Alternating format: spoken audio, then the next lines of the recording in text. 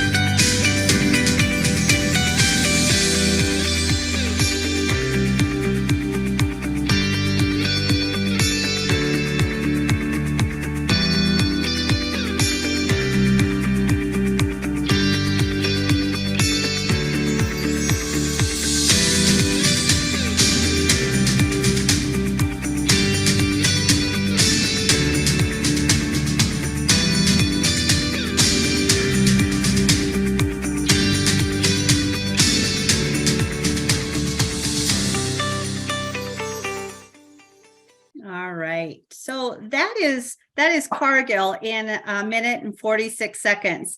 It's a fantastic company to work for, as I mentioned, 12 years.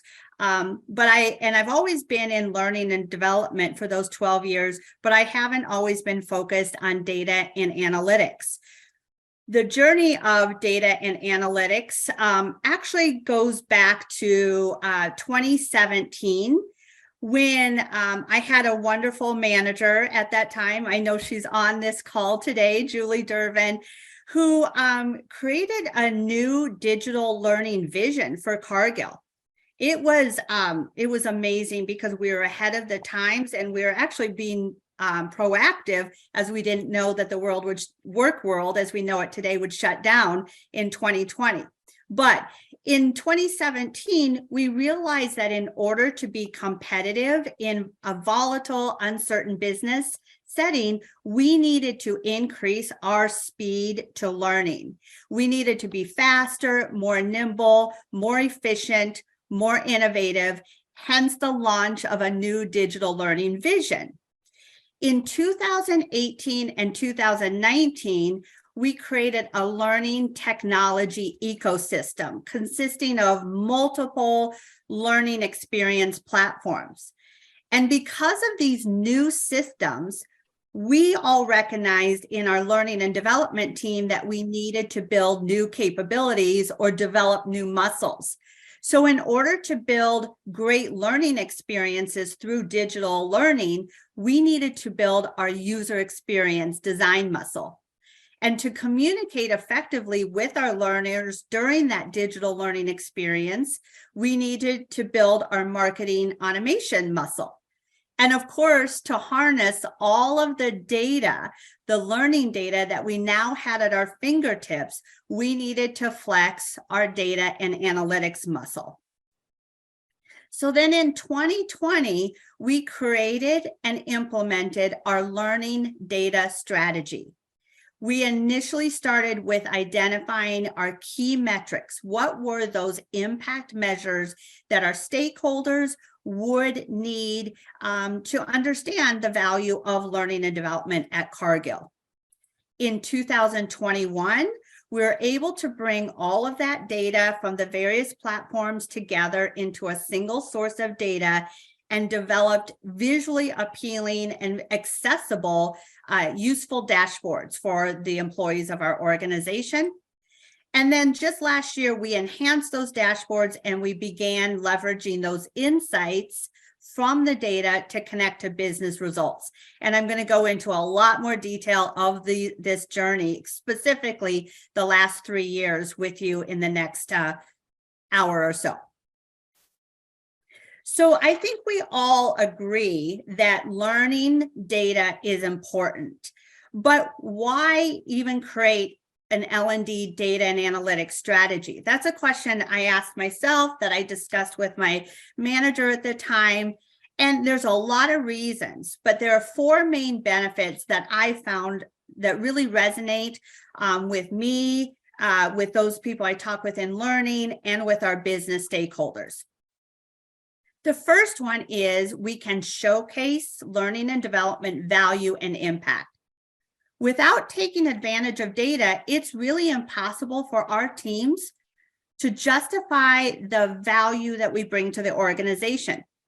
I think we all know that in times of challenging company financials, learning and development is often one of the first areas to be targeted for budget cuts.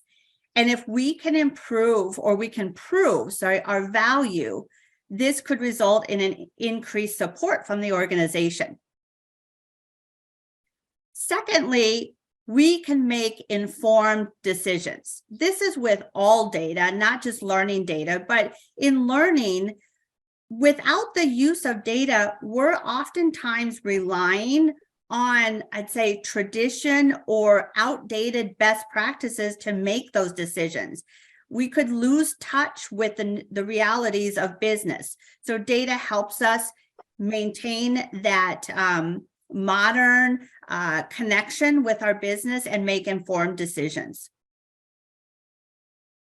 Third is create enhanced learner experiences. I think this is really, really important.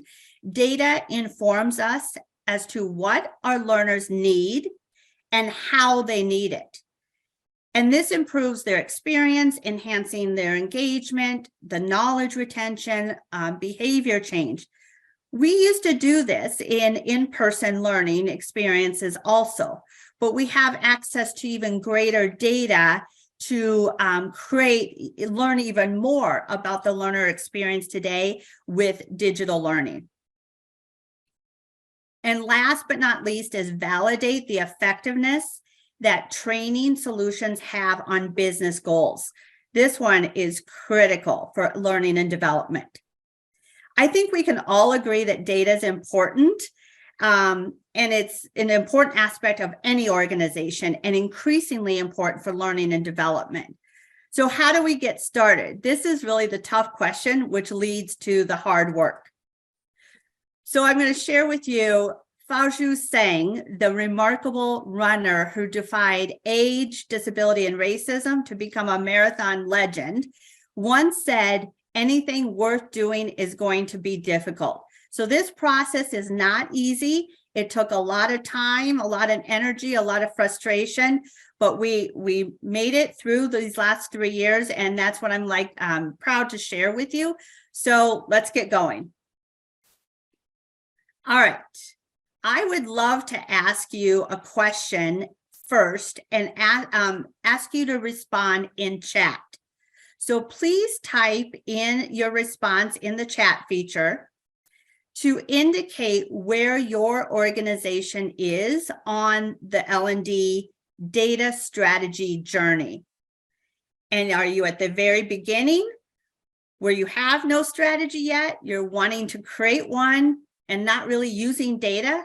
Or are you on the far end of 5 and you're using data to fully and implementing a strategy?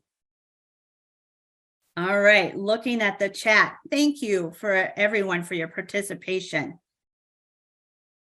All right, so far, I think I've seen maybe a couple 4s, but primarily, Jay, I'm seeing 2s, 3s, some 1s. And that's, yeah. That sure checks with what I'm saying. Yeah, and that's kind of what I expected just based on what I've been hearing from talking with other learning leaders in the Twin Cities, as well as across the country and world. Yeah, we're not yet as far along on utilizing the data to our advantage in learning and development yet, but I think many companies are really focusing on it. And so I'm excited to share what we've done so that maybe we can you can take some of that away and implement that at your organization. All right, so let me share a slide that outlines where I first started when I started thinking about data and analytics in learning and development at Cargill. And I started to ask myself, and I'm sure I talked about these questions with my manager at the time, to help me kind of focus my thinking and focus the process. So the few questions, 5 essentially, that I was thinking about is, what is the purpose of L&D data and analytics? Where does the data exist? I mentioned we have multiple platforms. Which platforms can we pull the data from? What are the metrics that should be collected and tracked? Not everything is necessary. Not everything is valuable. So what are those key metrics? How will you visualize the data, and who cares about those visualizations? Who needs that information? And lastly, how can we analyze the data to improve the impact of learning programs?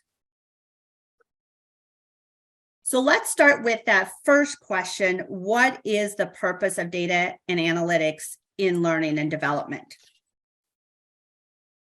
So to me, my personal view is the purpose of data and analytics is to collect the data, transform the data into understandable metrics, analyze the data, create visualizations, uncover insights from the data, and finally put those insights into action through a number of items such as operational decisions, process changes, etc. I think a lot of people believe that the strategy for L&D data and analytics is collect the data, analyze the data, but there's a lot, I think, of unique and individual steps in between all of that that are really important to understand and get your arms around. So in order to kind of articulate the purpose of the strategy that I was proposing, I created this 4-step implementation process: data, visualize, insight, and action. And we're going to go through each of these in more detail. First, I'm going to start with data. What do I mean by data? I mean collecting the data, extracting the data, and manipulating the data. So let me share a little bit more about that. But before I do that, I want to share with you early on in this presentation that this entire process that I'm about to share with you didn't come without challenges. Okay, it wasn't easy, it wasn't flawless, but most of the challenges that we faced reared their ugly heads at the beginning of the process as we were starting to get our arms around the data.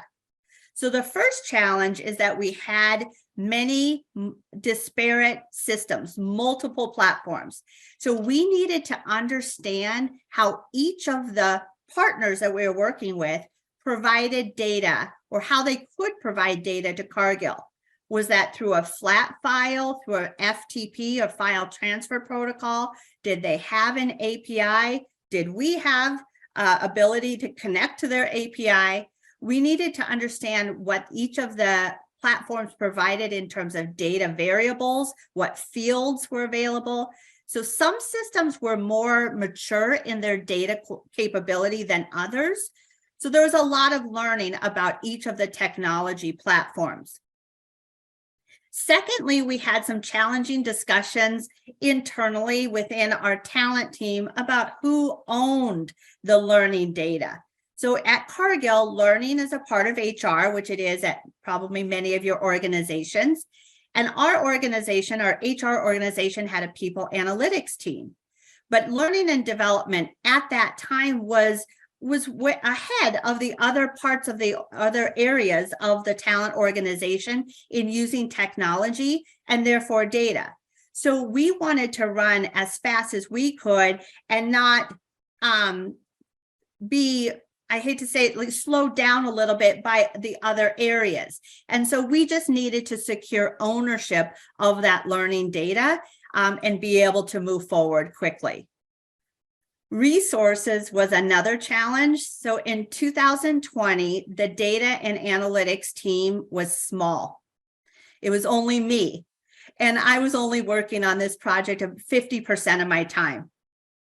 But since then, due to the amazing support of my manager at the time, she's no longer with Cargill, sad eyes, we've grown the team to now include 3 of us, with 2 data analysts on board full time. And that has been just game changing in terms of what we've been able to do with our dashboards, our visualizations, our connections to the businesses and functions and the insights. So without those 2 data analysts, most of this would not be possible at this point in time. And lastly, but most challenging, was the concept of data privacy. And as I mentioned, learning is part of HR at Cargill. Therefore, the learning data was lumped together with all other HR data in a lot of people's minds. And we know some HR data, much of the data, is sensitive and private. And so we had to gain approval from our legal and data privacy teams to be able to use employee level learning data in our dashboards and our analytics. We had to explain to them that by doing this, we were not violating any PII or personal identifiable information guidelines. But once we got past that challenge, that hurdle, it's been pretty much smooth sailing since. All right. So I am going to ask Jay and Mark and team to put us into breakouts for about 10 minutes. And in those breakouts, I'd like you to think about and discuss 2 questions. 1, what challenges are you facing in organizing your learning data? And 2, what learning metrics are you measuring today? Because once we get back, I'm going to share with you all of the metrics that we're measuring at Cargill today. So over to you, Mark. Awesome, thanks. This is your friendly neighborhood producer, Mark. I dropped a one-pager PDF in the chat with these questions, and we'll go out for a quick 10 minutes. I hope you all get to meet someone new and learn something new. All right, well, welcome back, everyone. We're going to give it a minute. I see some familiar faces. Hi, Rebecca Pan, I see you. I didn't get to see your breakout, but good to see you now. Tracy Loglan, I'm seeing a lot of familiar names and faces. So I was able to join 2 of the breakout sessions, and I think we might need another session, Jay, because there's some additional topics that we're not going to cover here today. Some we are going to. But things like trackable links, I wrote down. Somebody said in communicating with our learners today, when we don't see them in a classroom or in person, we want to know, where are they getting the information from? Where are they connecting? And trackable links is something that we've started to investigate recently with our marketing automation team. So there's a lot of topics, I think, around data and digital that we could dive into in future sessions. Did anyone have any comments that they'd like to share or highlights from their breakout that you thought would be helpful for the larger group to hear?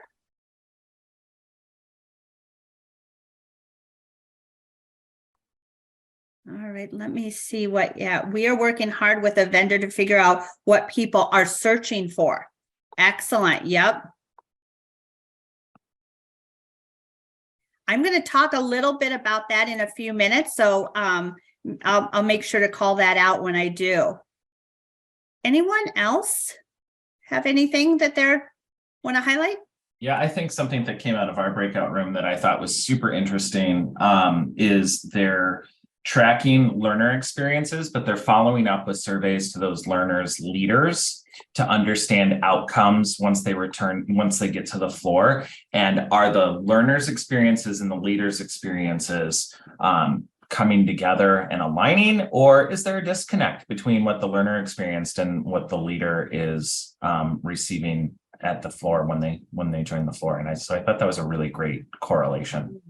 I love that, Derek. That is something that I have on my to-do list with my data measurement analytics team, is to conduct what I call like a behavior change survey, because we have not started to measure behavior change yet. And I think what you just mentioned, a survey with the learners, managers, and peers to understand if there has been behavior change and what behavior change, is something that we're going to investigate soon. So yeah, thanks for that. All right, well, let's go ahead and move on. And I'm just going to get myself resituated here. All right. So as I mentioned earlier, the data steps in that implementation process is about collecting and extracting data from the various platforms. And we have 4 main platforms in our digital learning ecosystem from which we extract data. And they are Degreed, Intrepid, Adobe Analytics, and Qualtrics. And we needed to understand, as I mentioned earlier, what were the data variables that they could provide, but more importantly, what were the metrics that we were interested in collecting from each of the platforms. So our learning experience technology or platform, or LXP, Degreed, we look at adoption, active learner, number of return visits. There's plans and pathways in Degreed. So we look at Hey, Angie. Yes. A couple of comments. People are saying you aren't sharing your screen if you are meaning to. Yep, I'm meaning to. Yes. Okay. Thank you. I needed to redo that after the breakout. Well, that's because Cargill uses Teams and we're using Zoom. So there we go. All right, there we go. Are you seeing it now? We are. Wonderful. Thank you for those comments. So as I mentioned, the platforms that we use first is Degreed. It's our learning experience platform. And you see here, adoption, active learner, number of return visits, plan and pathway followers, average completed content per pathway. These are just a few of the metrics that we're able to pull from the Degreed platform. Next, we have the Intrepid platform, and we call this our collaborative learning technology. So this is when a group of learners together go through a learning experience. There's a start date, there's an end date. There's a lot of self-directed learning or asynchronous, but it's all together as a community. So there's discussion forums as well. And we use Intrepid, as I mentioned. So we look at the learners who enrolled, who started, who completed, which assets within the course did they complete? Did they provide a positive or a negative thumbs up, thumbs down rating for those various assets? Next, we look at Adobe Analytics. Now, Adobe Analytics, in case you aren't familiar with them, is a web analytics technology that sits on top of Degreed. And Adobe Analytics is often used to analyze customer data on a web page, and we're leveraging it to track learner data on our learning pages, our learning system. And it provides us page visits, page views, minutes per visit. So in one of the breakout session that I was a part of, I heard somebody say they'd like to understand how much time people are spending on certain pieces of learning, certain videos, maybe some knowledge checks, etc. And you can do that using Adobe Analytics. Last but not least is Qualtrics. Qualtrics is our survey technology. And we ask each learner who completed a collaborative learning course through Intrepid to complete a Qualtrics survey at the end of that learning experience. And we're trying to understand their viewpoint on the experience. Was it engaging? So we ask a Net Promoter Score. We ask about the various parts of the course and ask them to evaluate them. And then we're wanting to understand, did the course hit the mark on what we were intending to achieve? So the various attributes and their evaluation on those. So this is the data primarily that we're looking at. I would be remiss if I didn't talk about our LMS, and I'm going to talk more about that in a minute. So we do have a learning management system. It's SAP SuccessFactors. We have spent the last 18 months working on extracting the data out of our SAP SuccessFactors technology and putting it into our single source of learning data. We are at the 99th percentile in terms of steps we need to take to get that done. So in the next couple of weeks, we will actually have our LMS data in our dashboards, but it's taken more than a year and a half to get that work done. So I didn't want to talk about it because I haven't really leveraged the data yet for value to the organization. So once we understood the data components from the various learning platforms, we knew that we needed to bring the data together. Because I heard in a couple of the breakouts also that people have data in different places, and it's very difficult to analyze it or get your arms around it unless you put it into a central location, such as a data lake, maybe a data warehouse, or a data platform. And we investigated whether or not we should use our LMS as that central location. We quickly said, nope, it doesn't provide the capabilities that we need.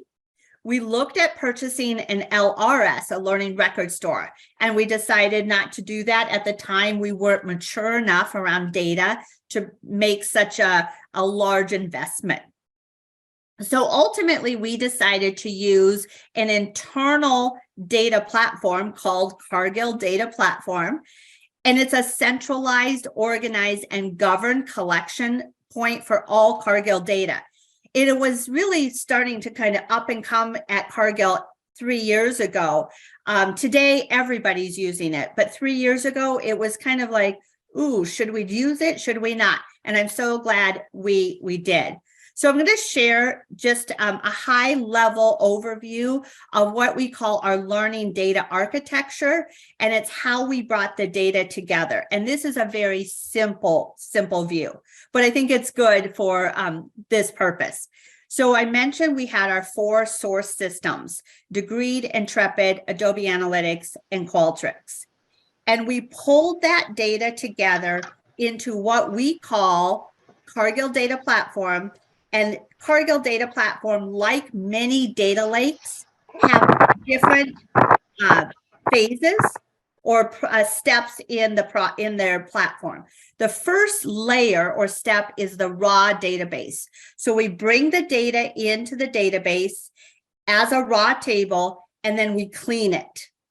And then that data is outputted into a clean table and then moved over to what we call the transformation or curated layer. So here, the learning data is transformed, it's maybe aggregated, it's manipulated, and it's actually joined also with the Cargill employee demographic data.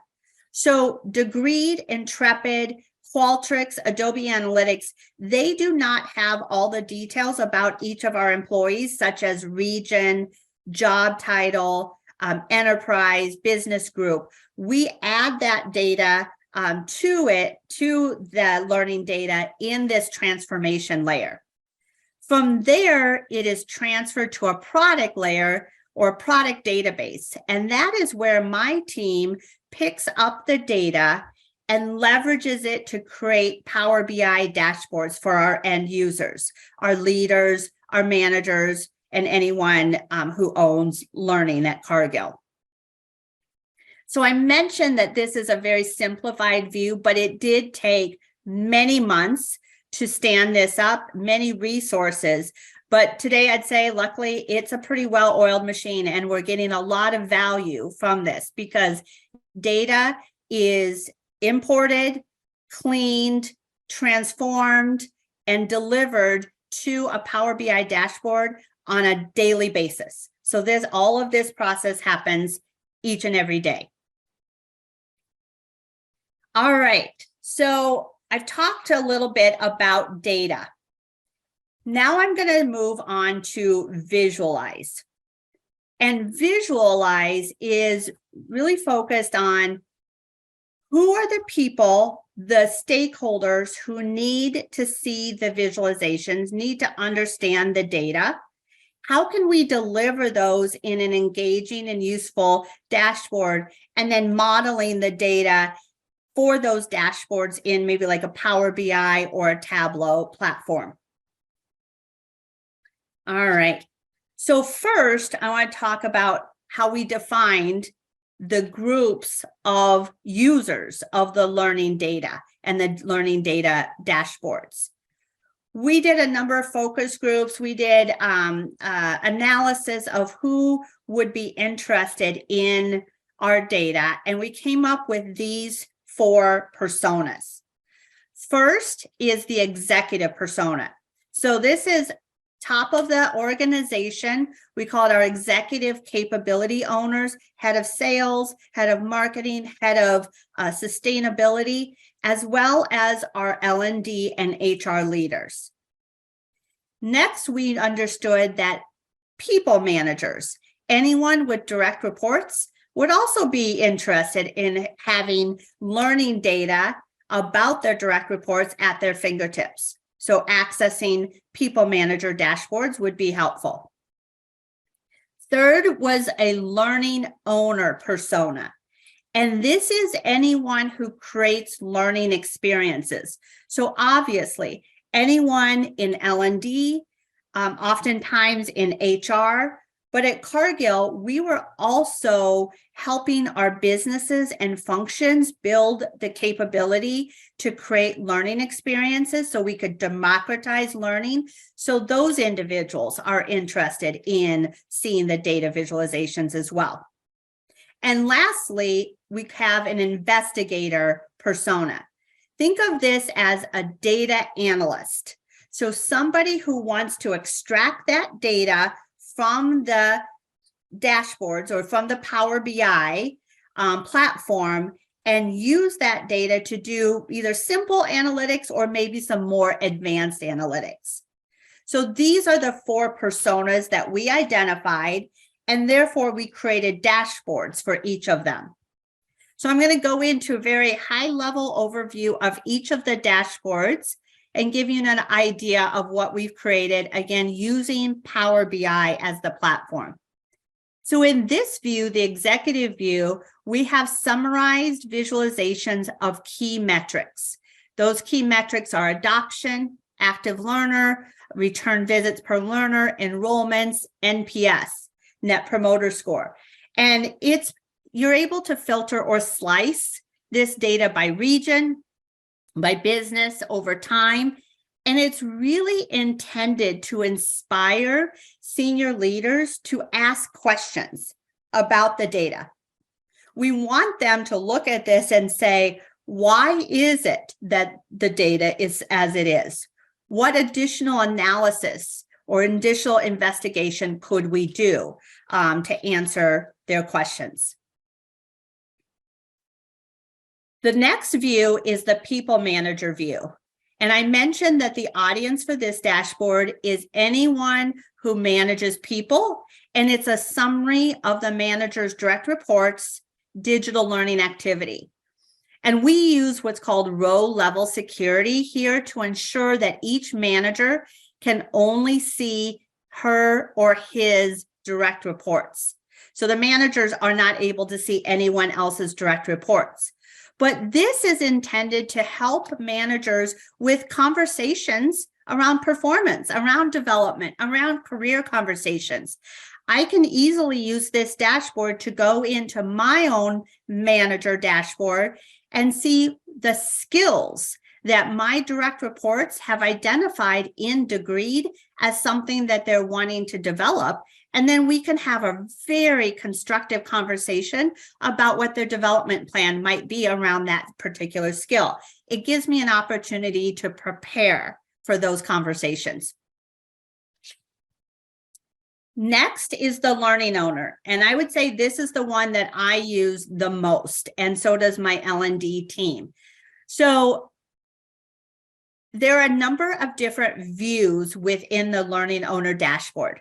The first one is Adobe Analytics. And I mentioned that it's a web tool that sits on top of Degreed, and it measures page visits and views, as well as learner pathing, traffic sources, etc. It includes details by week, by day, by language, by browser type, certain specific pathways and plans. This has just been an incredible enhancement to our data. We use this data considerably, and it was something that our marketing team came up with to say, how might we put Adobe Analytics on top of Degreed? And it's worked wonderfully. So it's something I would strongly suggest to other companies investigate if they're using Degreed or any other LXP. We also, within the Learning Owner dashboard, have a view on the Intrepid and the Degreed data. So we're looking at specific courses, specific pathways, and we want to understand how many people enrolled, how many people completed. When we're doing a collaborative course and we have 200 seats available, and if we don't have enough seats to fill the demand, or not enough people are enrolling to get to our limit, that tells us about the demand. And so then we either increase the number of offerings or we might decrease the number of offerings.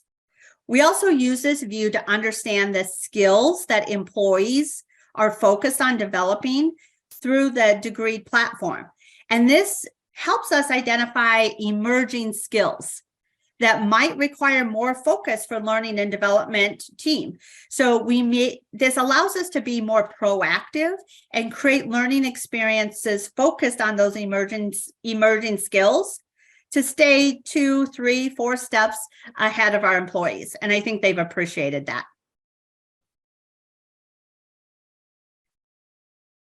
And I have to mention, yes, that this view also allows you to see individual employee data. So you can see which individuals, what regions, what business units are participating in the various courses and pathways that we offer. The last view that I'm going to show you in the Learning Owner Dashboard is our Qualtrics view.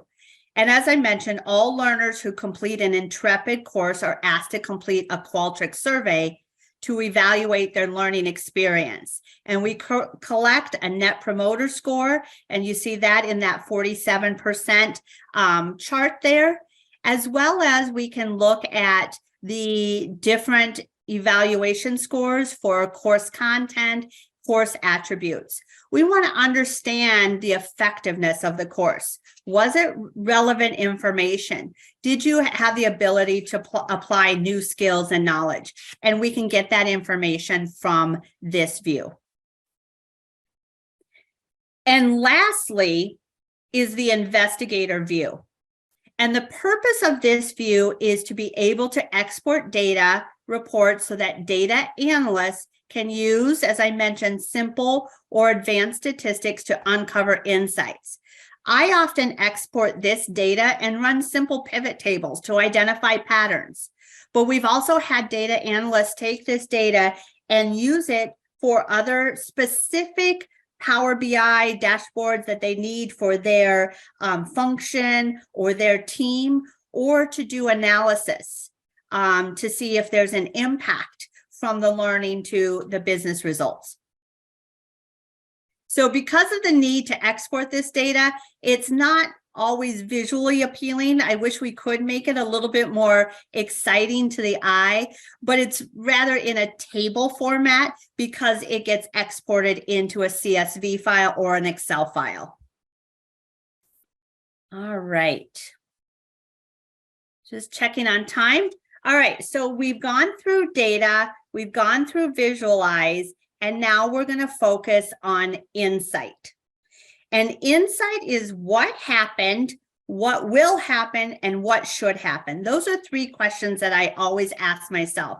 It's what happened, reactive, what will happen is proactive, and what should happen is predictive. So you may say, why are insights important? And I think that Christopher Yates, who is a chief talent officer currently at Ford Motor Company and former head of L&D at Microsoft, he says very convincingly, it's essential. Insights are essential. I can't imagine having an L&D team today that is not supported by dedicated data analysts. Without L&D analytics, you're basing your decisions on luck or the way we've always done things. Without insight, all you have is a guess, a hunch, or a feeling in your stomach about what's working or not working. I just love this quote. I think he's very convincing about the importance of insight. So I would ask you, what is an insight? For me, I think people use the term.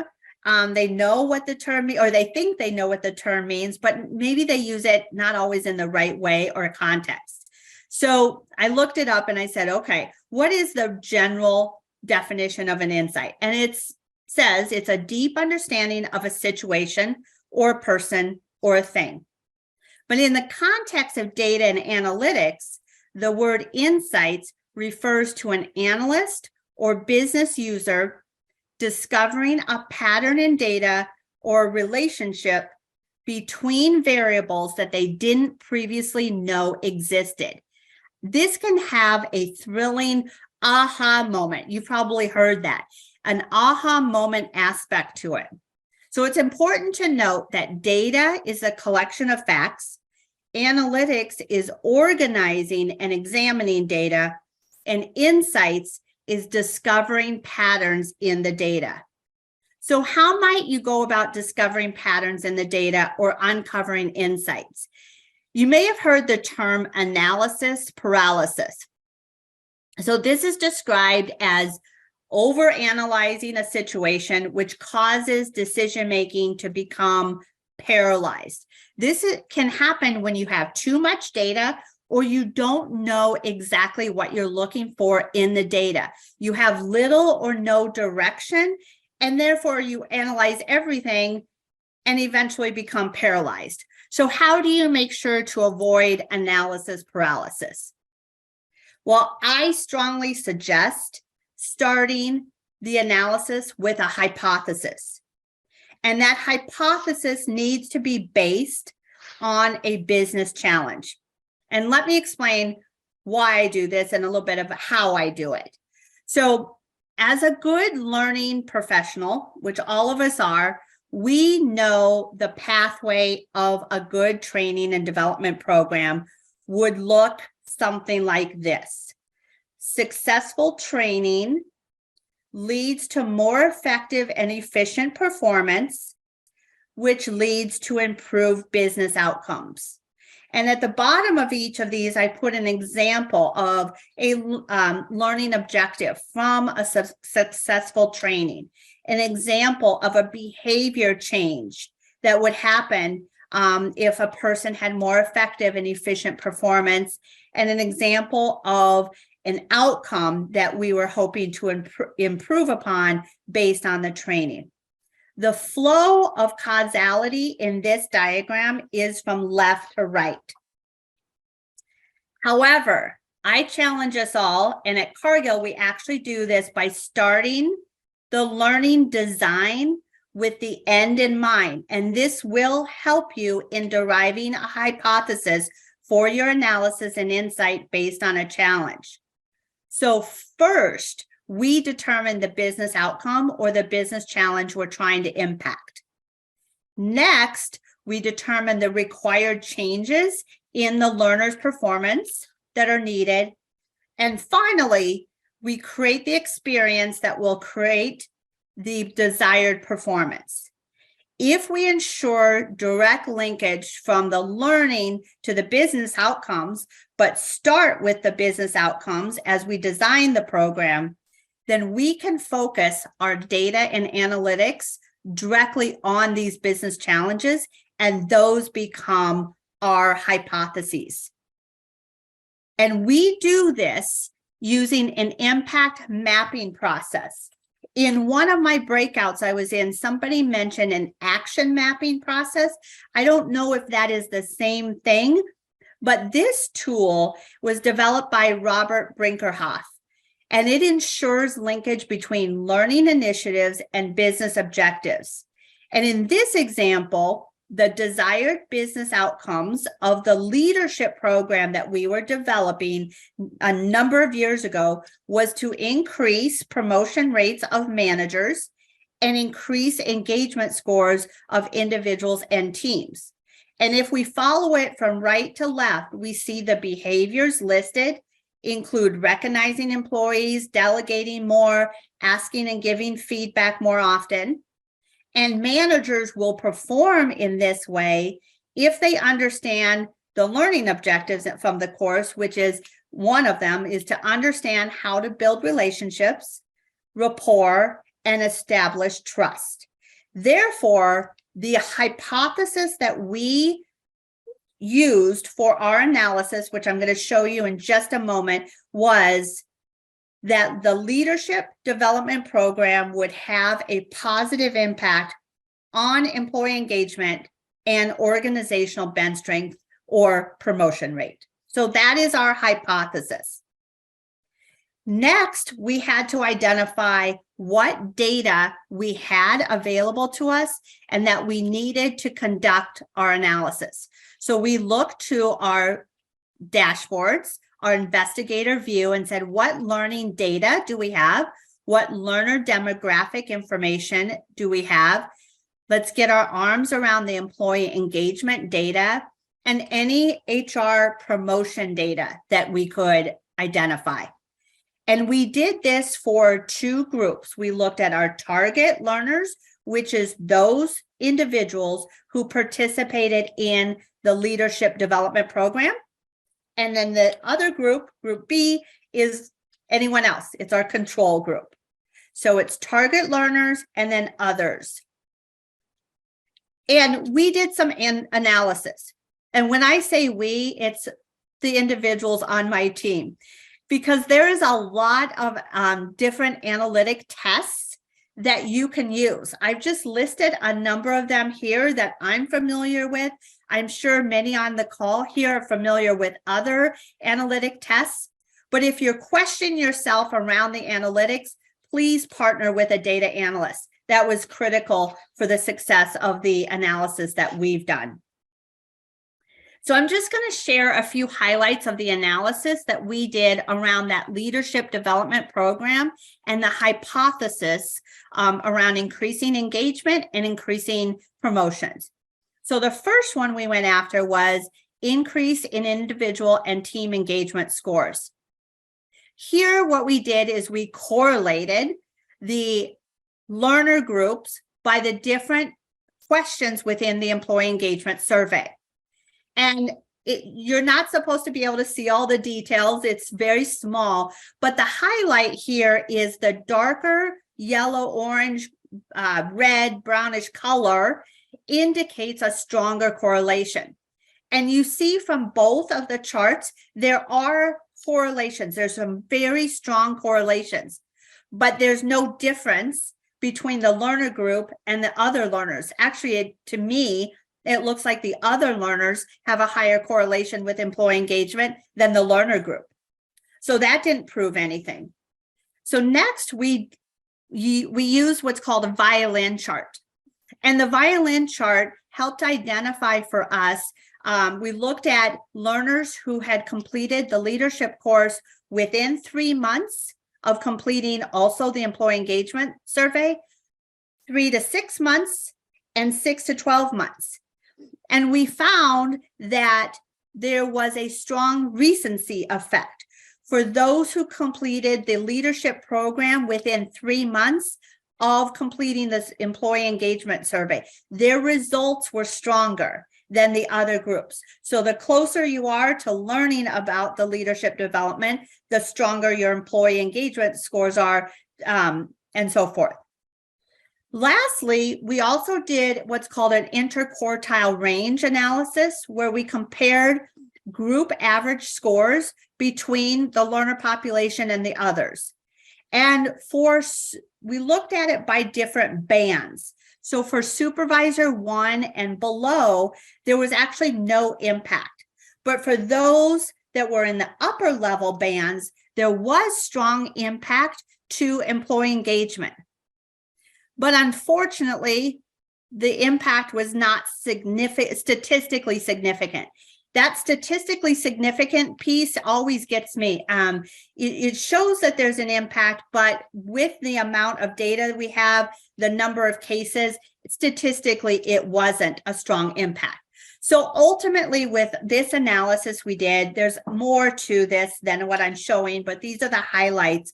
We could not conclude yet that the leadership program had a positive impact on employee engagement. We will be conducting this research or this analysis again in the next couple of months, as we just completed an employee engagement survey at Cargill. So we have new data now. So then we moved on to the second hypothesis component, which is, did the leadership program impact promotions? And here, this is just a quick highlight because we're just starting to dig into this, but the data is starting to show some interesting and positive patterns. That you see the lighter green bar or line is the participants, the learners. The blue or darker line is non-participants.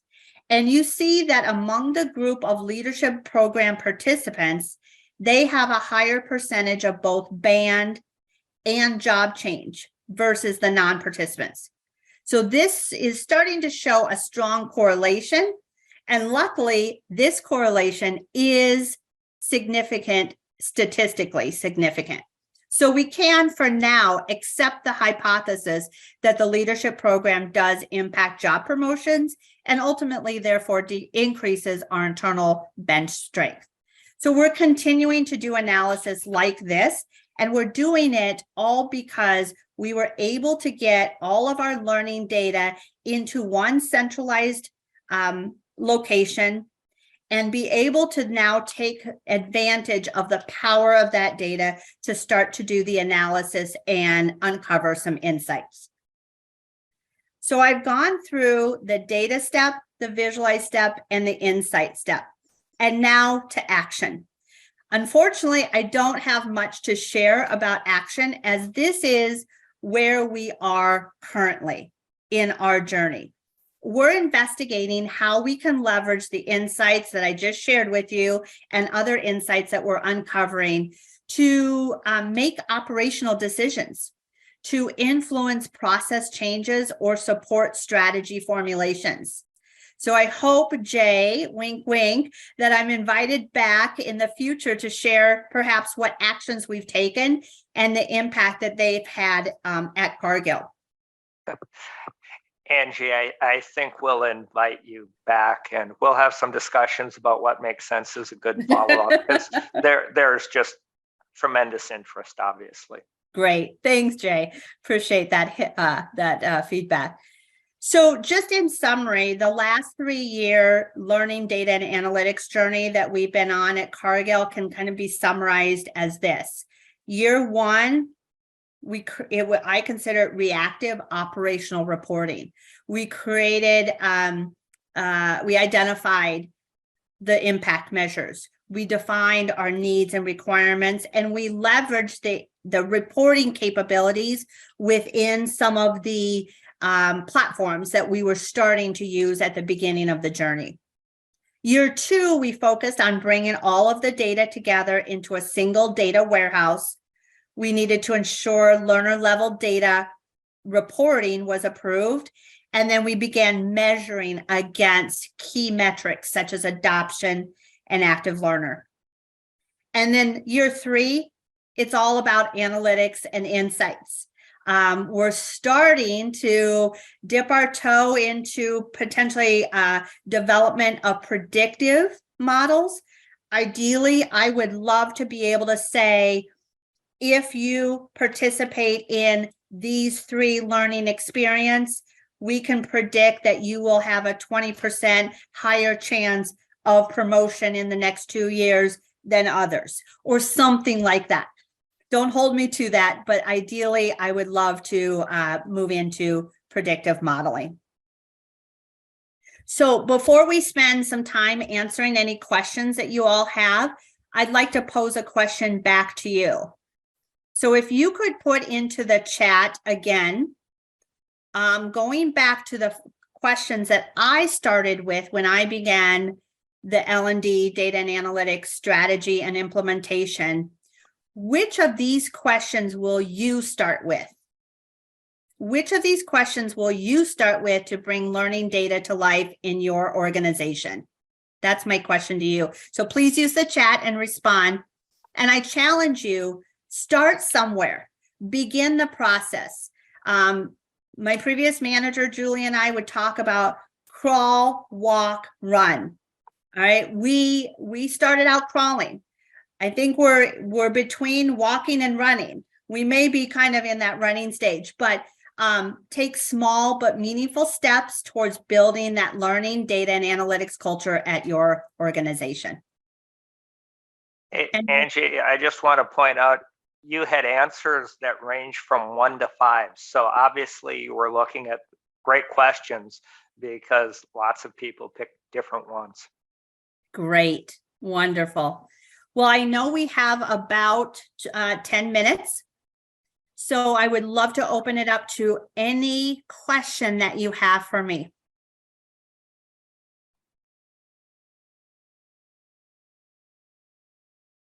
Feel free to use the chat or take yourself off mute. I would love to hear from you. Hi, Angie. I'll be bold. Jay, this is Rich. Hey, this was fabulous. Thank you. Brilliant work. Very impressive. Love it. I'm curious, what role does qualitative analytics play into your solution? Yeah, that's a great question. To be completely honest, not much. We do have a couple open-ended questions that we ask in the Qualtrics survey following the Intrepid courses, but it takes a lot of time and energy and resources to analyze that data. And I'm going back to my Gallup organization market research days. We didn't use qualitative very much either because of the amount of work that has to go into it. However, I will say, from an overall perspective, we don't use that, but our digital learning leads, so the individuals who own the creation and deployment of a learning product, so let's say a sales training or a marketing training, they do go in and look at the comments for their particular course and then use those as feedback for improvement. So if they see an overwhelming number of comments about something that's not working, we'll make a change. And that, I think, it gives it a little bit of commentary or color to the quantitative and data that you get from it. So I would say use it, but probably not the majority, of our time is spent on qualitative. Great question. Anybody else have a question? Kevin, you had raised your hand really quick if you want to ask a question.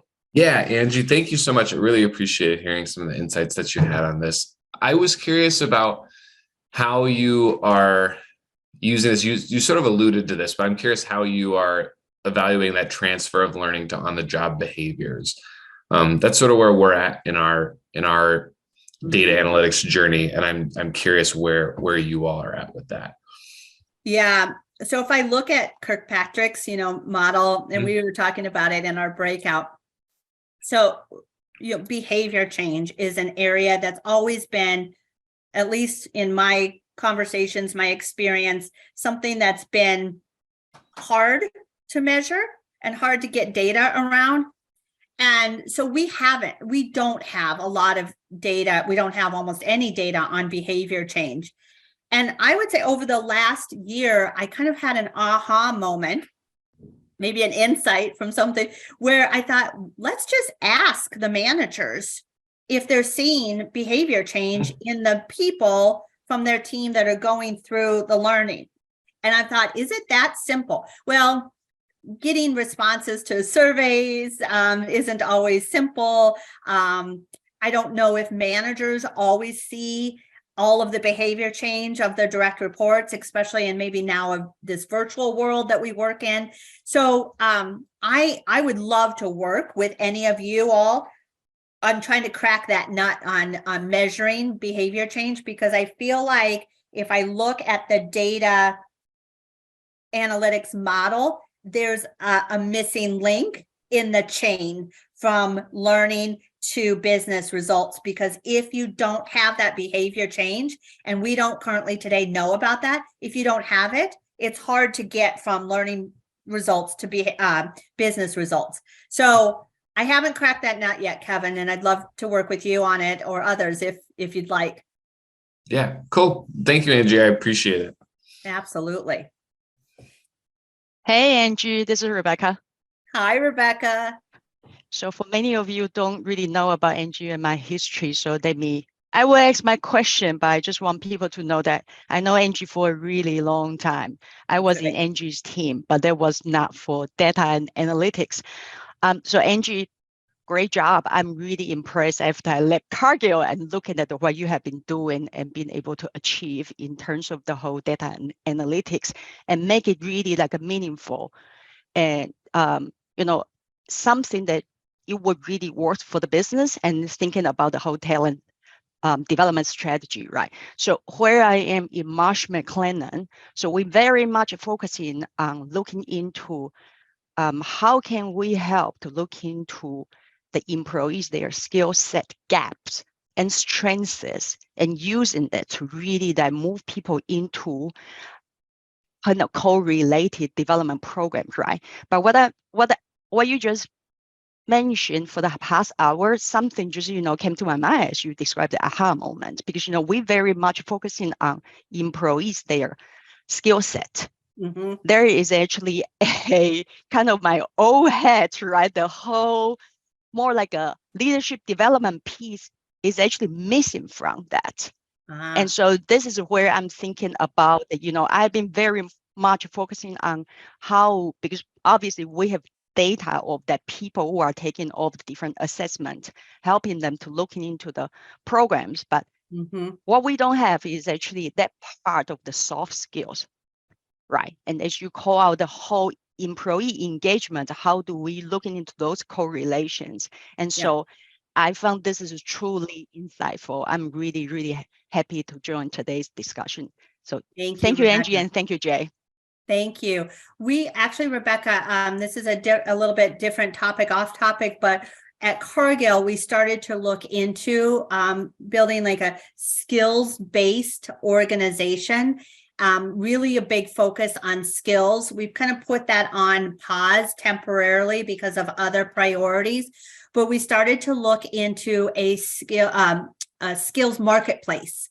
And there's a number of platforms out there. Eightfold is one of them that we looked into. I can't remember the others because I think you're right. Skills is the kind of the new currency for employees. And so yeah, I think that's going to be an up and coming topic as well. And ensuring, I mean, I was going to be a part of that team as we move the skills work forward, because data around skills is going to be critically important, connecting all the data, because we have skills data in LinkedIn. We have it in various platforms at Cargill, in our learning platforms. And how do we pull it all together to say, this is the entire picture of an employee? That's all around data also. So exciting. Absolutely. It means I'm going to call you to grab a coffee.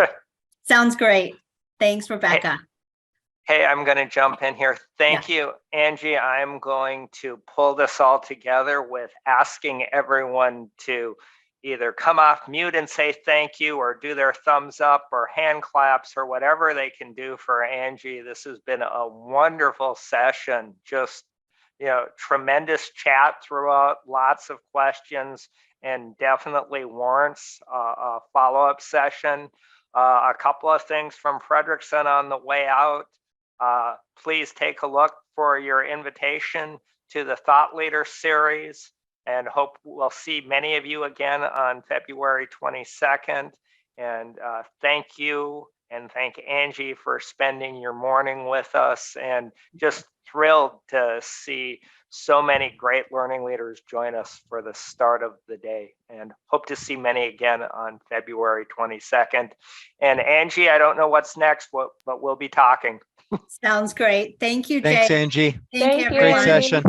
Thanks, Angie. Thank you. Have a great day.